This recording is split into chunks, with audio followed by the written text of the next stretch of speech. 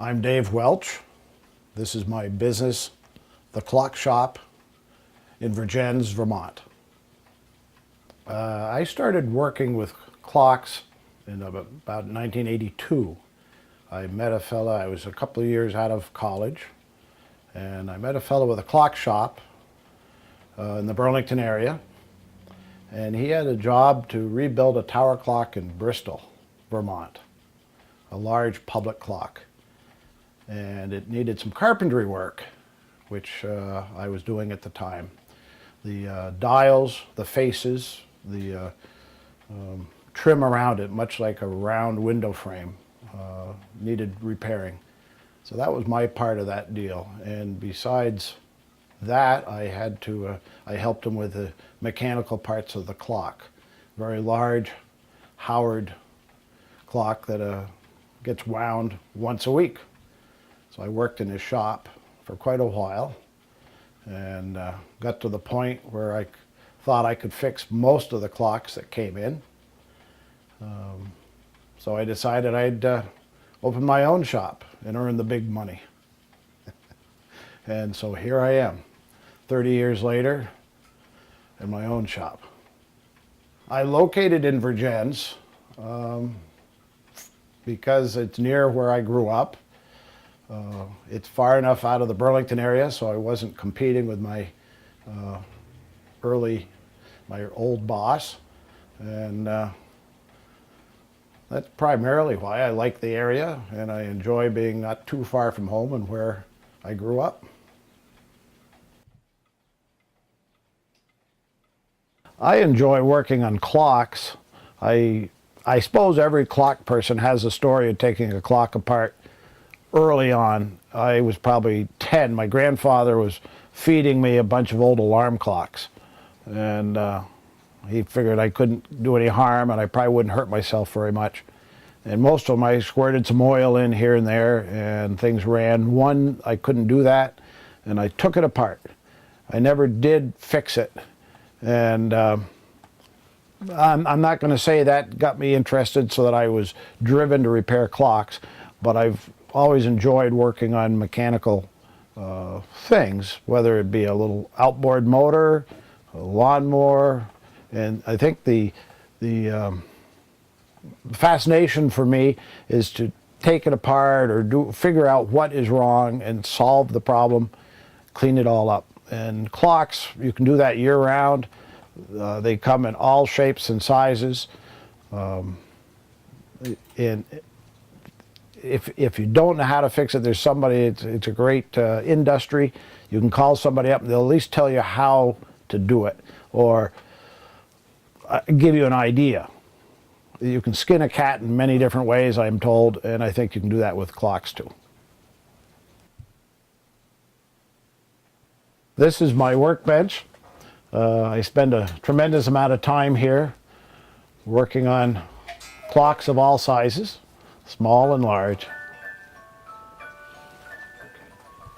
I usually am repairing the average mantle clocks, some wall clocks from 100 years ago. That seems to be the average clock that I work on. Grandpa and Grandma's old clock. I have a varied customer base.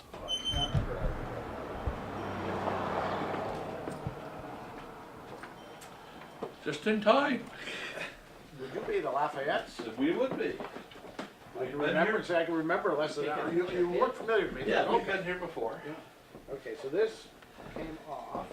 Now, did you take it off? Oh, no you didn't. I have some folks with very fine clocks, and they know that. I may have somebody who appears to have just come out of the woods with Grandpa's clock, and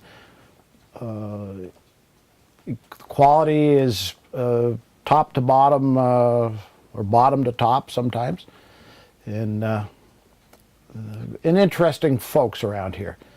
The local folks who grew up here, some of them value their clocks very highly. They're willing to repair it, no expense spared.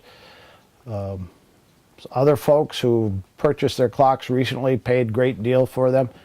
Don't see why they won't run like Grandpa's clock did, apparently forever, without any care.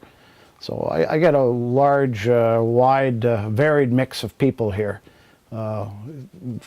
Some come into my shop just to look at my old tools or talk talk farming 200 years ago, or when they were a boy 75 years ago. It was all handwork. Sometimes we do talk repairs of other types of machinery. But anyway, I get a little bit of everybody into my shop. Number 6 key. It's David Lafayette. Lafayette. Yep. I keep learning to spell French names. I could be French. Oh, yeah, well, one I'll of these work days on I it. might be, but not yet. The name sounds kind of French. Yeah, well. A few years back, Yeah, there may have but been somebody. I don't remember the Marcus. Somebody came down from across the border. Yeah. It's a Or were you were helping out General Washington? Yeah. 86270 8627039. 39. Okay. Thank you very, very much. Just tell him to give you his credit card when you come down. Yep. Have a good day. Yes. Thanks again. You're welcome.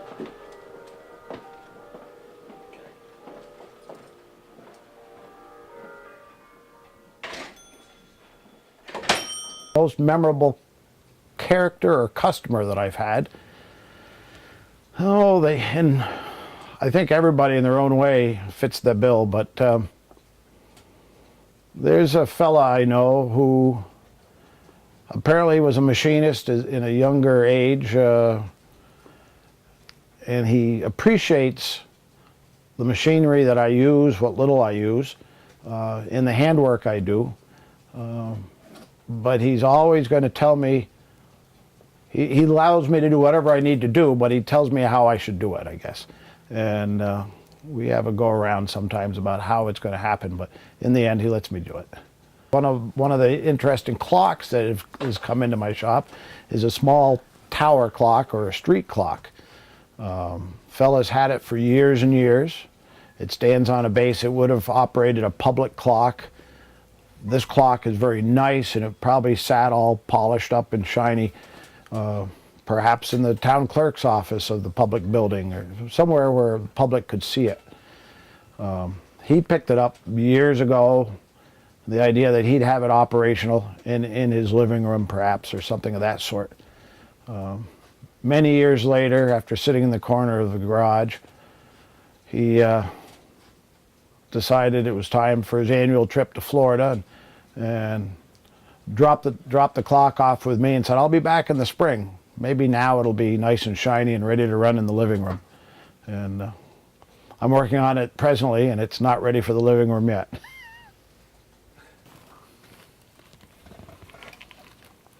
I'm presently working on an anniversary or 400-day clock, perhaps from the mid-1950s, made in Germany. I see quite a number of them. They come back, came back 50 years ago or 60 years ago. Servicemen stationed in Europe sent them home. That and cuckoo clocks seem to have been a very popular gift to send home or as a memento for their time in Europe. And after 50, 60 years, they need cleaning up and lubricating and sometimes some more service work. So I'm just trying to assemble this one to see if I can make it work.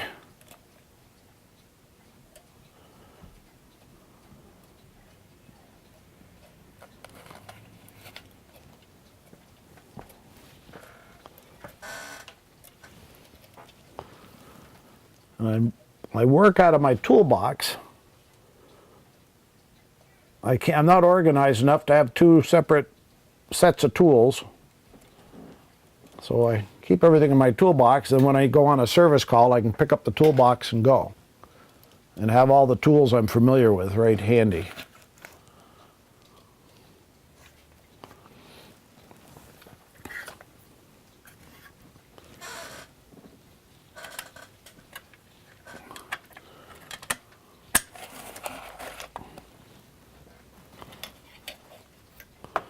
And as I say, very few of my friends see me do this. I'm usually not working when they're here.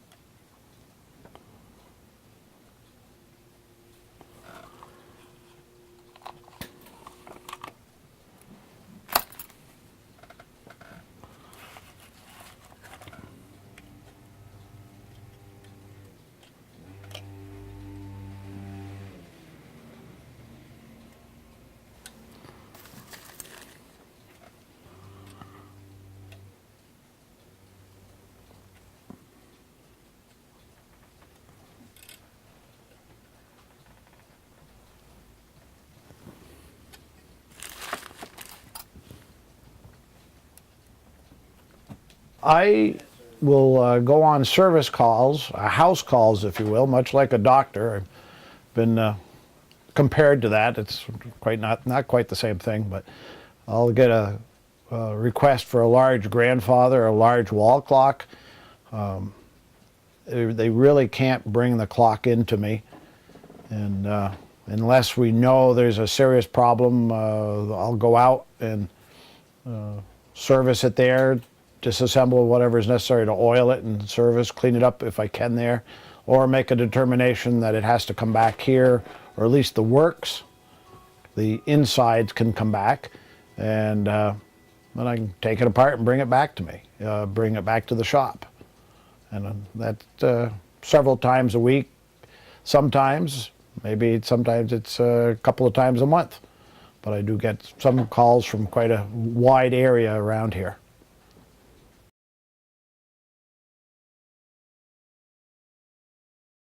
This clock is a fairly modern clock, perhaps 20, 25 years old.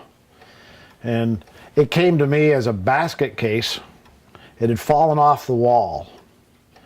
And fortunately, none of the glass broke. All the wood is in pretty good shape. There's a little damage to the bottom inside, but the bottom was off. Two things happened. It came off the wall, and I guess at that point the weight broke as it hit the floor and the cable broke. Anyway, the bottom got knocked off. The complete back of the clock had come off with the movement attached, but that protected the movement.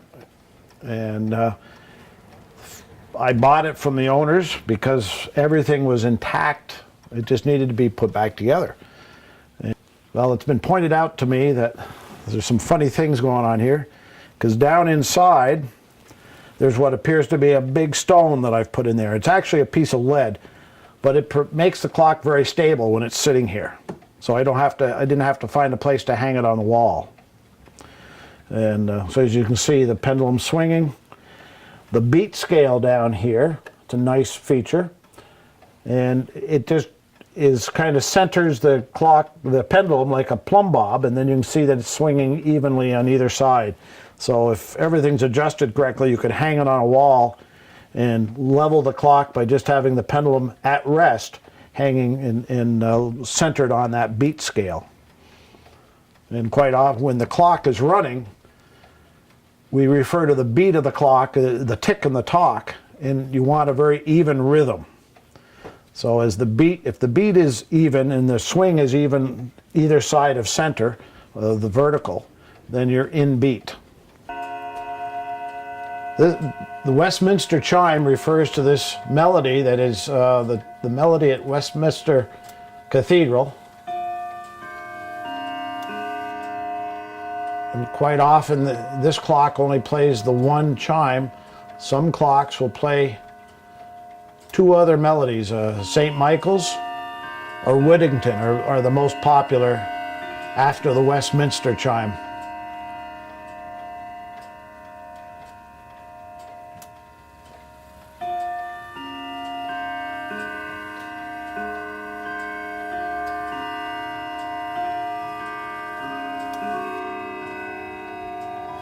And there goes another one in the background.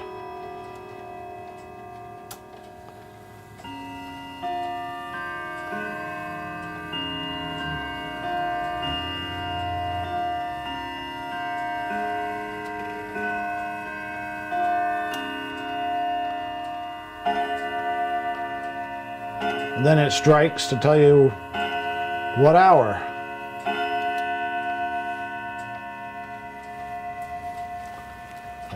So it's an attractive clock, and this one I actually did purchase. I repaired it and put it back together, and it's been sold to the same person who owns this clock. So they're quite different. This one's an early, well, 1890s Waterbury clock with it's just an attractive old case. Pretty much all original. The finish is got a lot of patina, as we say. And it has a very simple calendar mechanism, as we can see here. With it's 1 day behind, and I hope that's just because I said it wrong. But the third hand here indicates that it's the 11th, and otherwise it seems to be doing fine. It's a 120-year-old clock, maybe 120 years old. You'll see that same case with a double dial movement, which refers to a secondary dial down here. Now that I've fixed it. Okay, well, I'll be bringing it back. But, well, it'll keep good time. Perfect time's a little hard.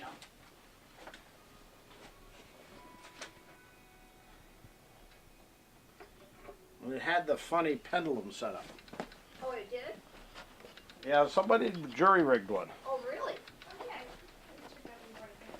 That was my, God only knows how long was my grandma's. Somebody loved epoxy and Oh, really?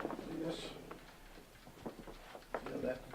They put a wire in the back Oh, and I'll be filled it darned. with epoxy. See, as long as that's all, Yep. you know, this is the way I ended up with it. I got it, so.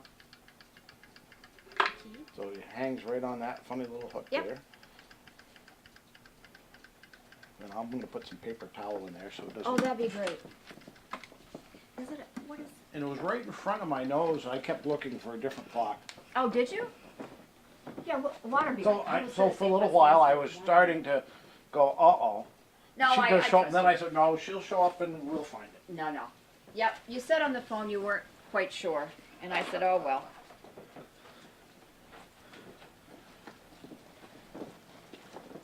Now, were you glad to be south of here during the winter? No, it 'Cause was you aw- had some rotten oh, it was stuff down awful. there.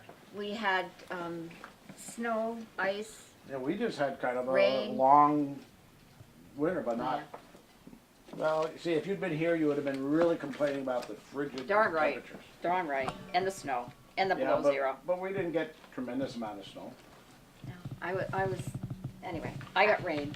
Actually, when we left in January, I think it was either below normal or just right at normal Yeah, snowfall. right. Yeah. And when it got all done, I mean, the mountain. You know, now you can do all that recording on a little smartphone. Another interesting clock is this Michelin clock. Not terribly old. We've just been discussing whether it's 70s or 80s. I'm going to plug it in and something should happen.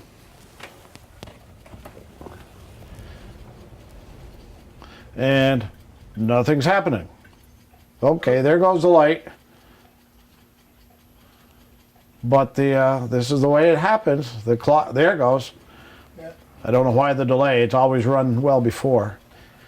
All I did with it was service the motor a little bit and put a new light bulb in. The owner was interested. I don't know if he intends to use it as a night light, have it going all the time, or just occasionally. There is no switch to turn off the light, but just one of those fun clocks. And everybody recognizes it, and it's just a fun electric advertising piece. And that's about all I can say about that one. Very quiet, little hum, the electric motor in there. And then next to it's kind of an interesting combination, and this is probably, well, it's nearly the oldest clock in the shop. Early 19th century. Not much that we can see without disassembling the clock. The pendulum. There's a weight that's hanging behind this black sheet metal cover that runs up the clock. Originally, instead of a mirror here, there probably was a painted panel, a glass reverse painting, and that's been replaced years ago. With quite a nice old banjo. Time only, no striking. Very, very unusual to have this carved throat centerpiece here. Usually they're just slightly tapered, coming straight down to the bottom. And as I say, one of the newer clocks and perhaps the oldest one in the shop at this time.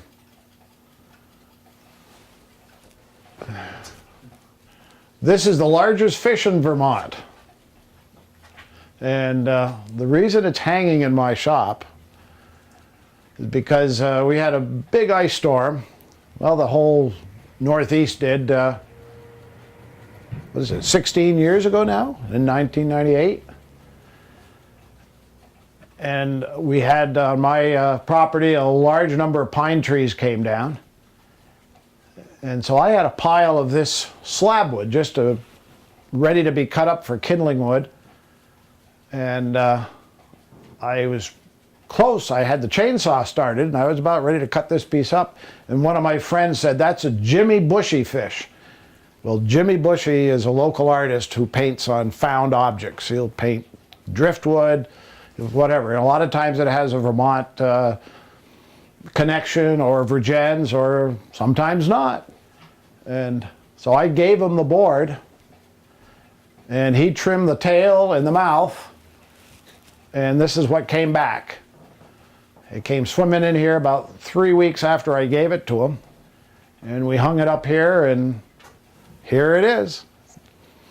So it's the largest piece of art by Jimmy Bushy of Vergennes.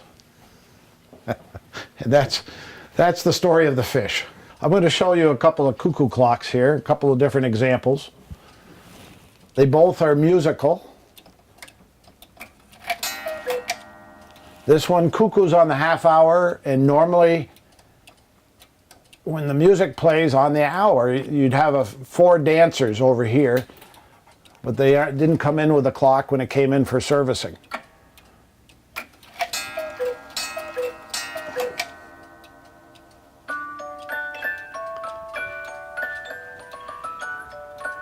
And then you can see the dancers up top here.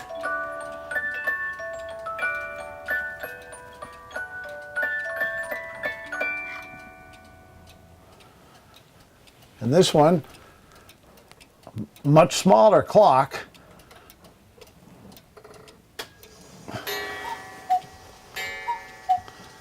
but it performs in the same fashion.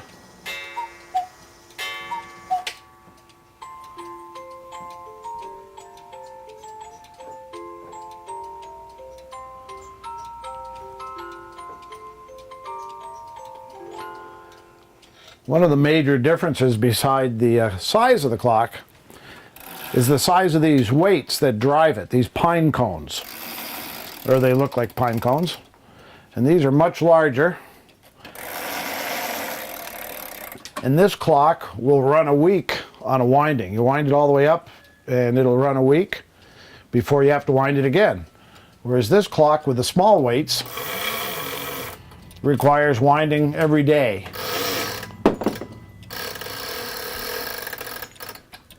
Which discourages some people from having a clock. They really don't want to have to interact with their clock every day to wind it. But as I said, this one will cuckoo once on the half hour.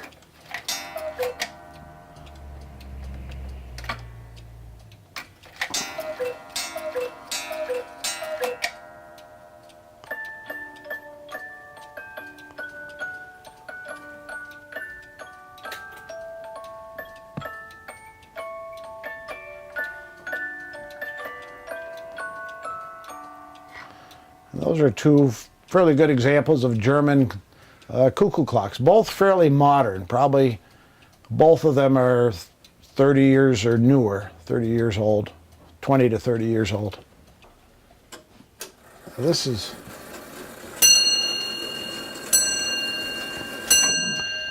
That's pretty typical of a bell strike type grandfather of 200 years ago. This one is English in what's called an endless chain drive. It only has a single weight to drive it. And the large pendulum in behind.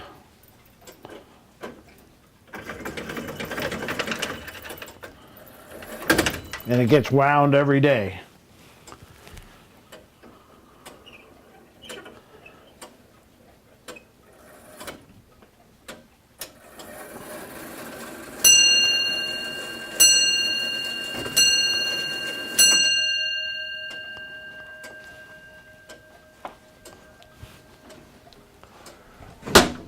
Another nice clock that this type I enjoy, is a pillar and scroll from Connecticut, 1820. An interesting story in that the present owner, his grandfather, removed the original wooden works from the clock, saved the works, but put a battery or perhaps an early electric motor in the 40s or 50s.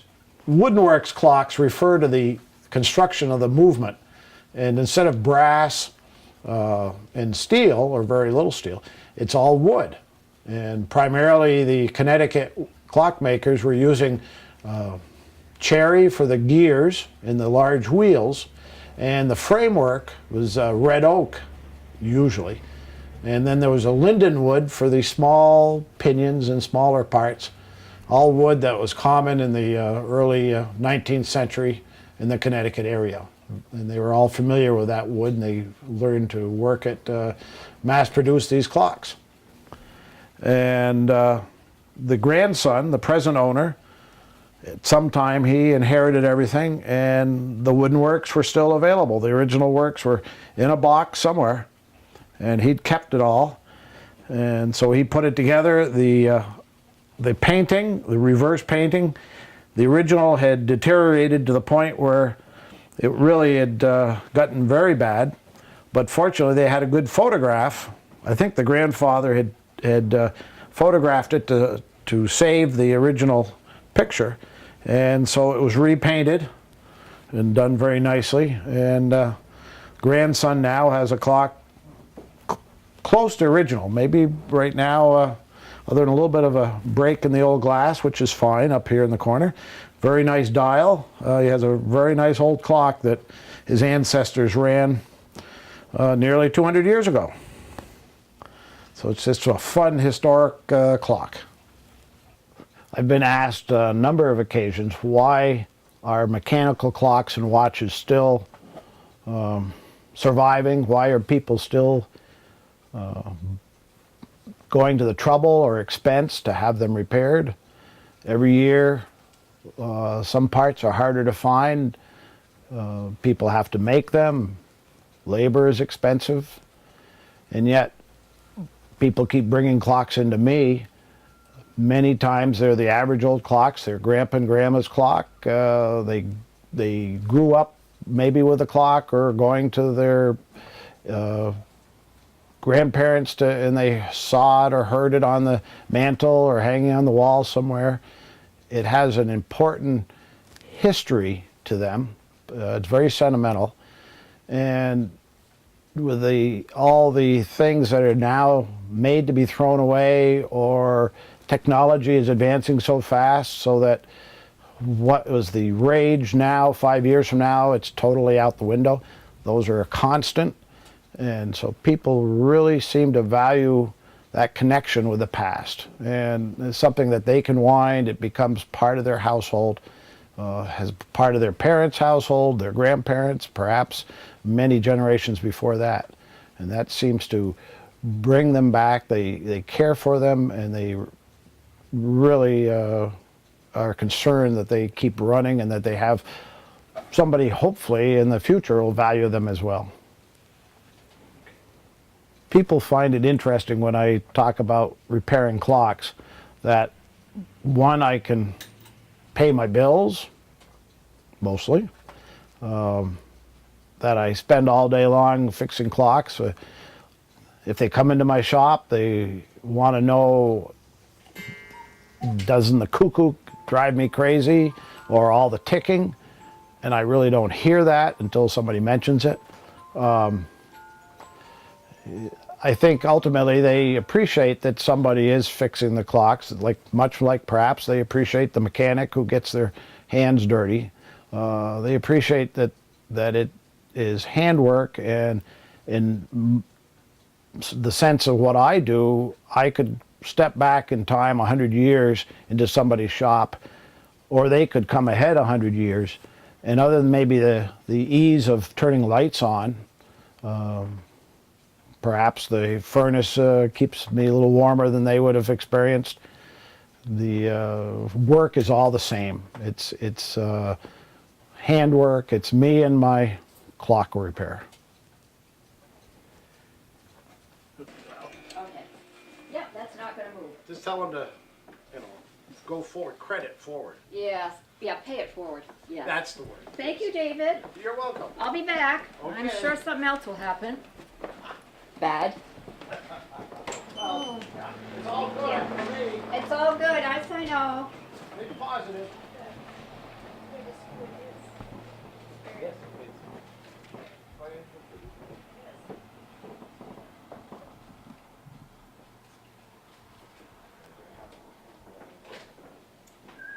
Lovely.